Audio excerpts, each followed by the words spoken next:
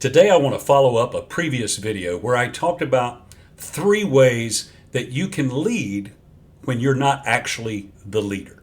You're a part of the team, part of the organization. But does that mean you can't show leadership? Of course not. You certainly can.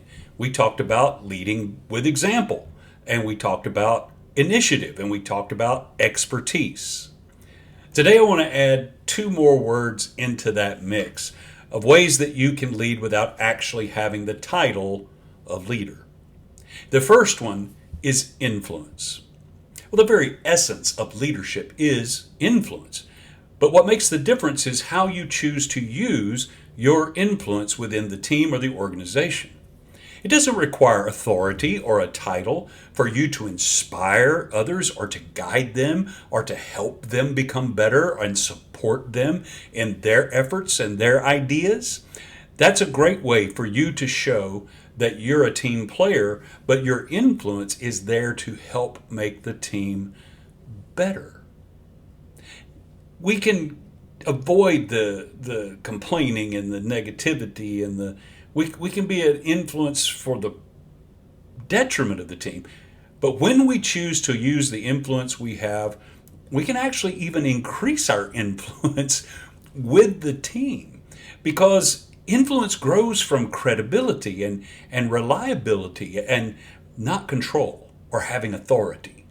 So influence is a significant word here to add into the ways that we can lead when we're not the actual leader.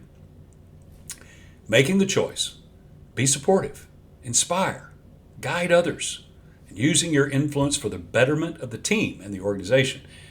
That will get noticed. The second word that I'd like to throw in here on this discussion is the word ownership.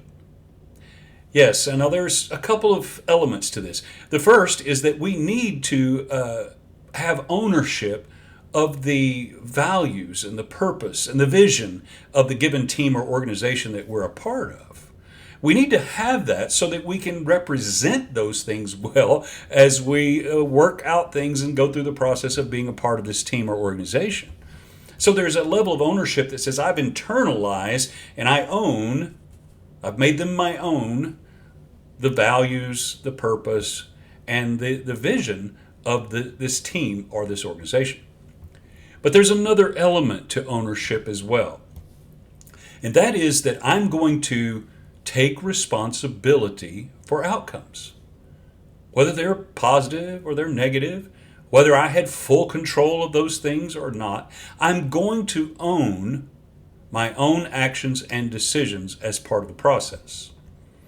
This is a significant characteristic of someone who can really begin to be looked to more and more and relied upon more and more within the team or the organization. They're not going to make excuses. They're not going to deflect and blame others. They're going to basically say, I'm going to own my part in this for good or for bad, because that allows whoever the titled leader is of the team or organization to know that we can now move forward and say, what did we learn? How can we grow from this? How can we get better?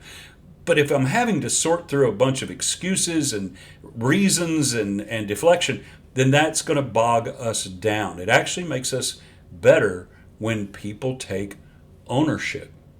Ownership is a key because it demonstrates maturity and also leadership readiness.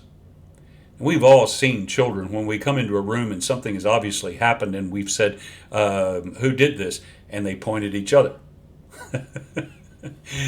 That's why I believe ownership is a sign of maturity. Children are just trying to not get in trouble.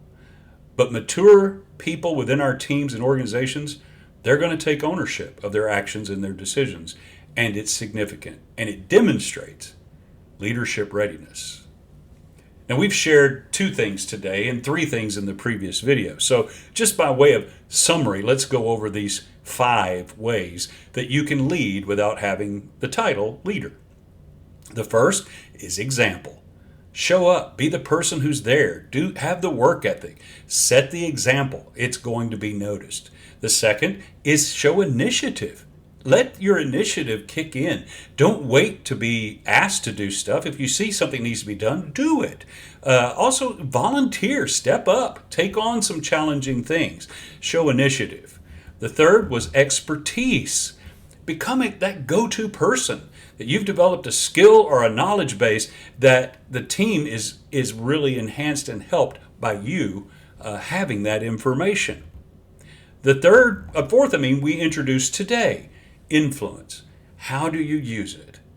Influence is a great way to inspire, to guide, and to support other people and ideas that others bring to the table. And it doesn't require authority or a title.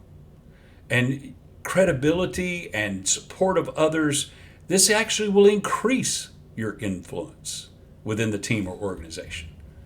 And the fifth thing that we talked about today was ownership. We're going to fully own the purpose, the values, and the vision of this team or organization. We're going to internalize it. We're going to own it so we can represent it. But then we're also going to own it from the standpoint of taking responsibility for our own actions and decisions.